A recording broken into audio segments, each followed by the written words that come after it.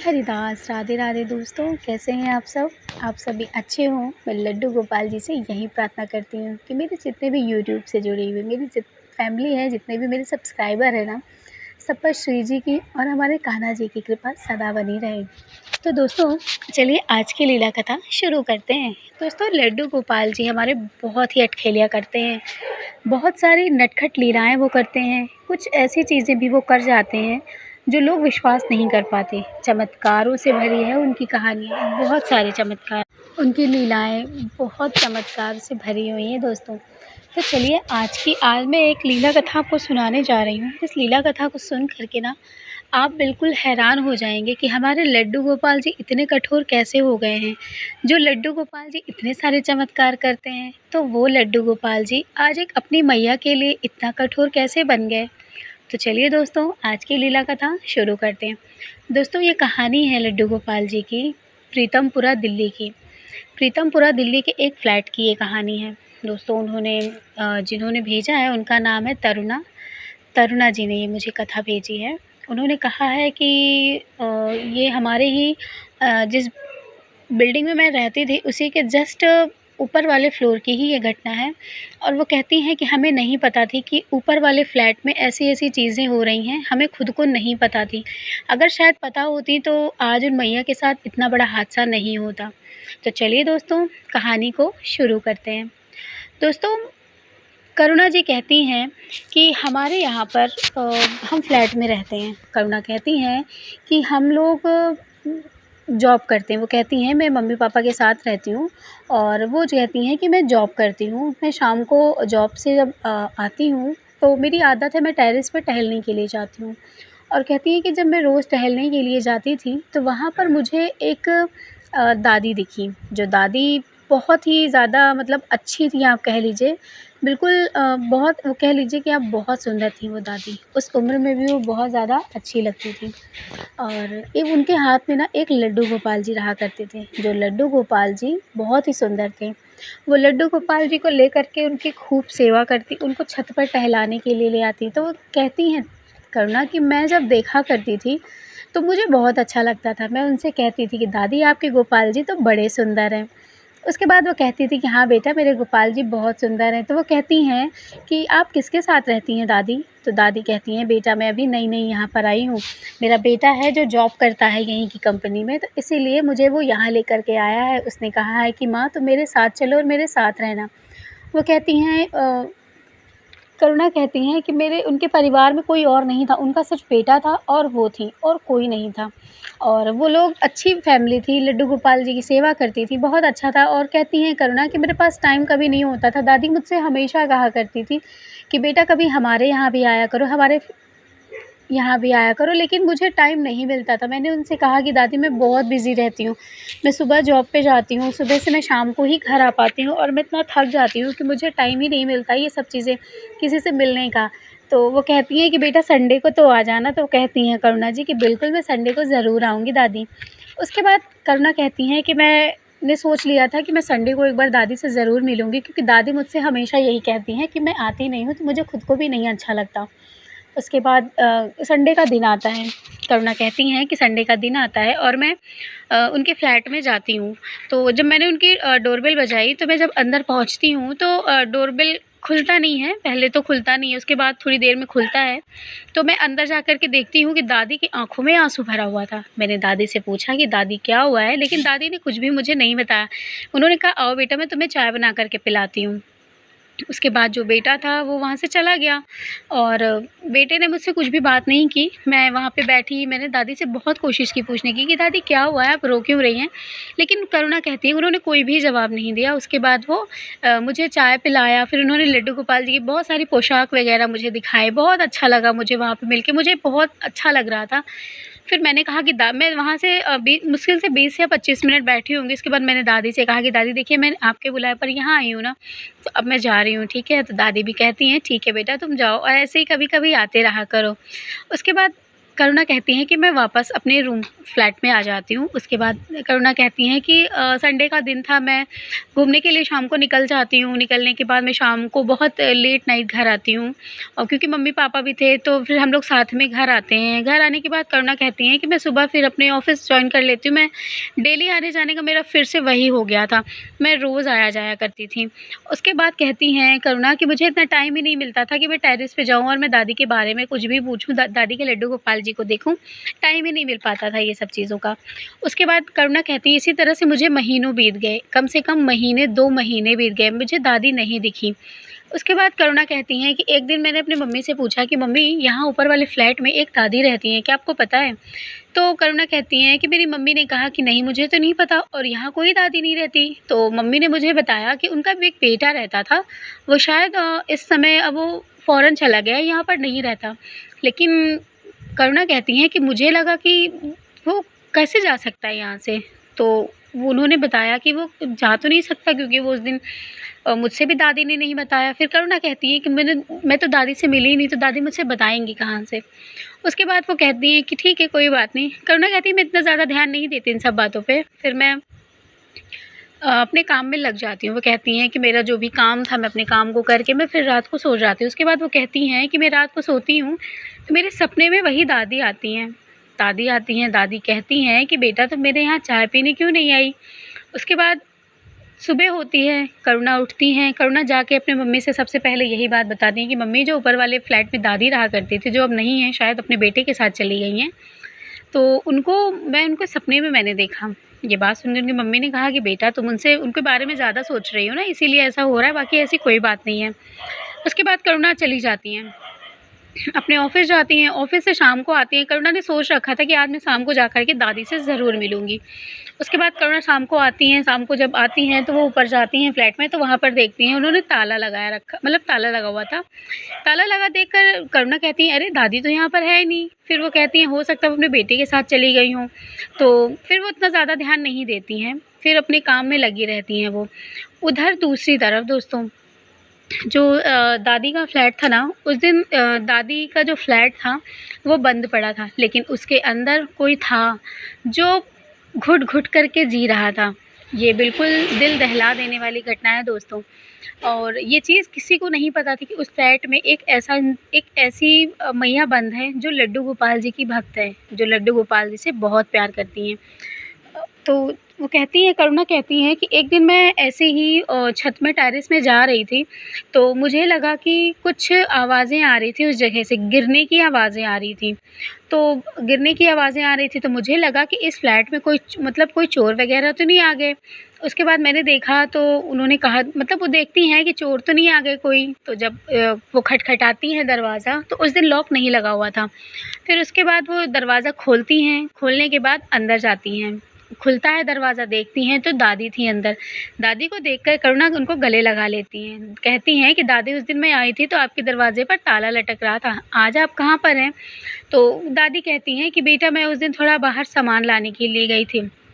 ये बात सुन कर के करुणा कहती हैं कि क्यों? आपका बेटा नहीं है? तो वो कहती हैं कि नहीं, मेरा बेटा नहीं है। मेरा बेटा जो है मुझसे दूर चला गया है। वो कहता है कि वो मुझे ले जाने के लिए कह रहा था, लेकिन नहीं, उन्होंने बोला कि वो मुझे ले जाने के लिए नहीं कहा। अगर उसने मुझसे कहा होता कि बेटा तुम मेरे साथ, मैया मेरे साथ चलो, तो मैं ज़रूर चलती। लेकिन मेरे बेटे ने मुझसे एक भी बार नहीं कहा कि माँ तुम मेरे साथ चलो।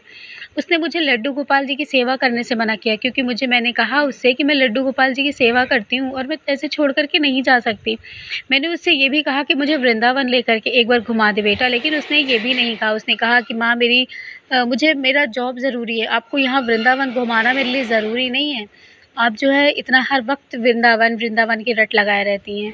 मेरा बेटा मुझे नहीं लेकर के गया। मेरे बेटे ने मुझसे ऐसी-ऐसी बातें की, उसके बाद वो मुझे छोड़ कर के बाहर चला गया। तो उन्होंने पूछा कि कहाँ चला गया? तो उन्होंने बताया कि वो दुबई चला गया है। दुबई में वो अपने ऑफ़िस वर्क की वजह से गया हुआ है। उसने कहा कि मुझे बहुत पैसे कमाने, इसलिए वो वहाँ से चला गया। ये बात सुन कर के करुणा कहती है कि मुझे बहुत ज़्यादा दुःख हुआ, और जब दादी ने मुझे एक बात बताई, तो मैं खुद हैरान रह गई ये चीज़ सोच कर कि कोई अपने माँ के साथ ऐसा कैसे कर सकता है। करुणा कहती हैं कि दादी के हाथों में कुछ रगड़ के निशान थे। दादी के हाथों में पैरों में कुछ रगड़ के निशान बने हुए थे। ऐसा लगता है कि जैसे किसी चीज़ से कस करके बाँधा गया हो। मैंने जब दादी को देखा तो मैंने कहा, दादी ये सब क्या हुआ आपको? दादी ने मुझसे तुरंत छुपा लिया। उन्होंने कहा, कुछ नहीं बेटा, बस ऐसे ही। मैंने कहा कि नहीं दादी, आप मुझे बताइए कि क्या हुआ है?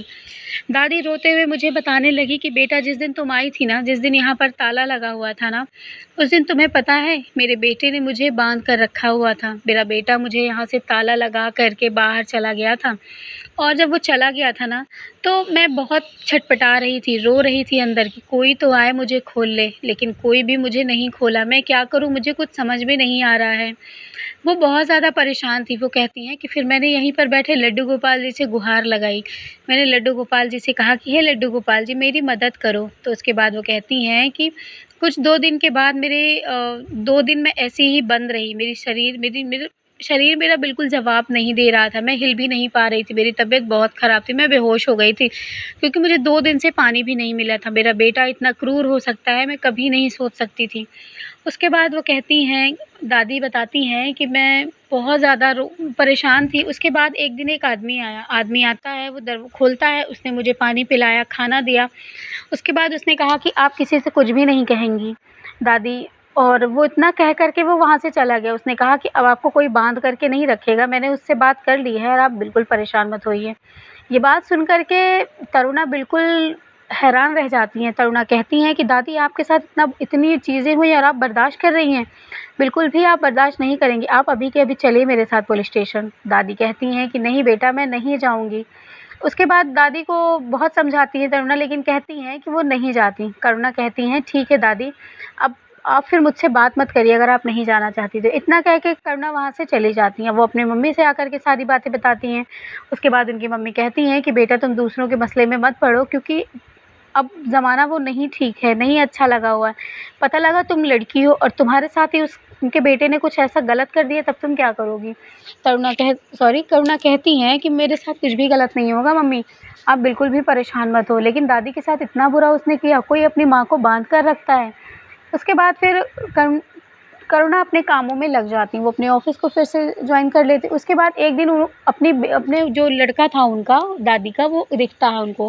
काफ़ी वक़्त बीत जाता है, 6 से 7 महीने बीत जाते हैं। दादी अपने में ही वही लड्डू गोपाल जी की सेवा करती हैं, पूजा करती हैं। दादी से काम भी नहीं होते थे, लेकिन तब भी दादी लड्डू गोपाल जी की सेवा पूजा करती हैं।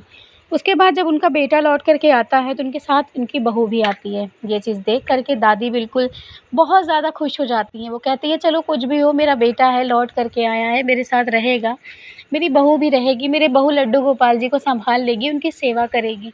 लेकिन ऐसा नहीं था। उनकी जब बहू आती है, बहू जब जैसे ही घर में आती है, वो देखती है कि ऐसे घर में है, तो वो कहती है कि इतनी गंदगी है घर में, ये बुढ़िया घर की सफाई नहीं करती क्या?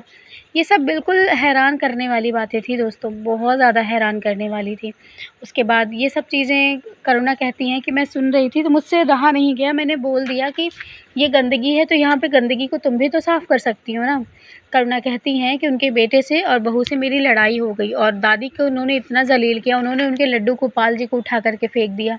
उन्होंने दादी को धक्का दे दिया, बहुत कुछ उनके साथ गलत किया। मैंने लड्डू गोपाल जी और दादी को मैं अपने घर लेकर के आ गई। उसके बाद मैं अपने घर पे मैंने दादी को रखा। मैंने दादी से कहा कि आप पुलिस स्टेशन चलिए, मुझे रिपोर्ट लिखवानी है इनके खिलाफ़। लेकिन दादी कहती हैं कि नहीं बेटा, मैं इस उम्र में ये सब चीज़ें नहीं कर सकती। उनका जैसे मन है वो करें, मैं उनको नहीं बोलूँगी। उन्होंने मुझे घर से निकाल दिया, कोई बात नहीं। मैं तुम्हारे साथ भी नहीं रहूँगी बेटा, मैं कहीं भी चली जाऊँगी। करुणा कहती हैं कि नहीं दादी, आप मेरे साथ ही रहेंगी, आप कहीं नहीं जाएँगी, आपके लड्डू गोपाल जी मेरे साथ रहेंगे। उसके बाद करुणा कहती हैं कि वो उनका जो लड़का था, वो और उनकी बहू उसी फ्लैट में रहने लगे। उन्होंने उनको निकाल दिया था। दादी पुलिस स्टेशन जाने के लिए भी तैयार नहीं थी।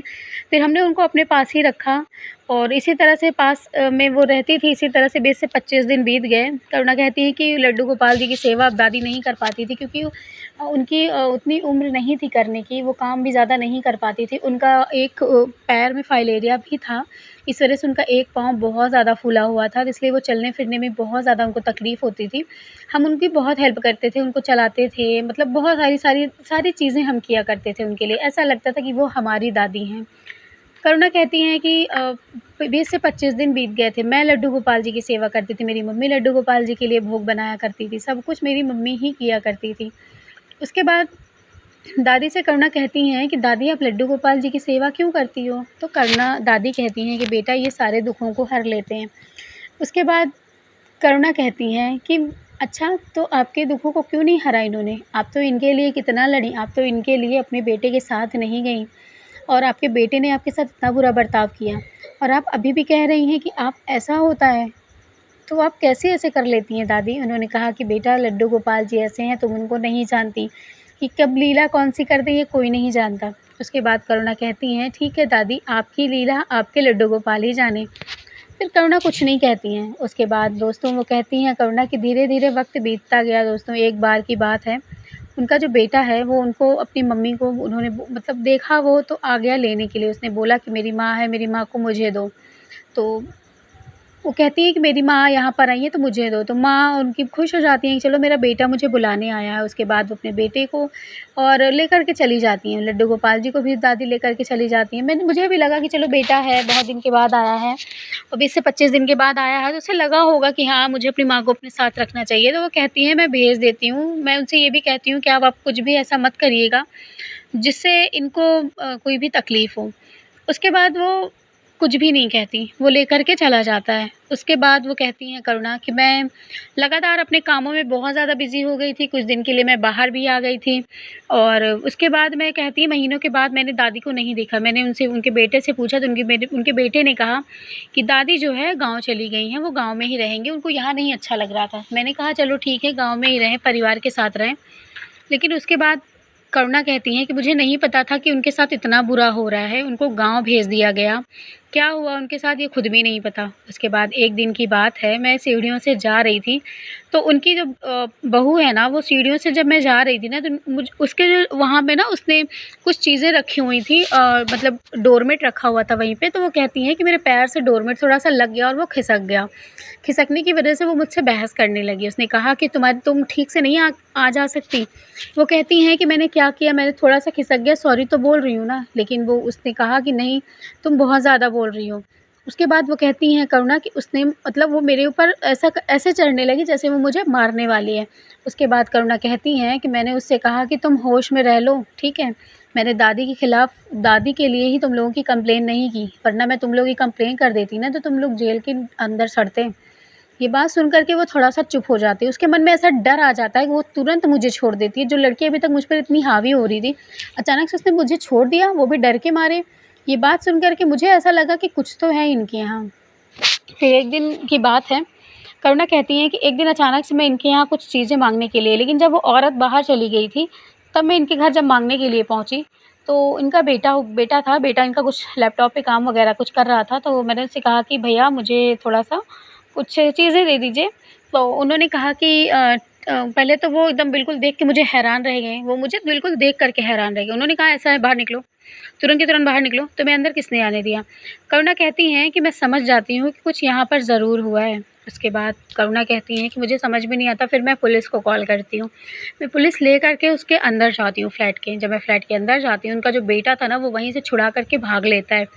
भागने के बाद जब मैं उनके जो कमरे में एक कमरे में इन्होंने ताला मार के रखा हुआ था, जब मैं उस कमरे में जाती हूँ दोस्तों, बिल्कुल दिल दहल जाता है ये चीज़ देख के। मैंने देखा कि उस फ्लैट के अंदर दादी को जो है उससे बाँध करके रखा गया था।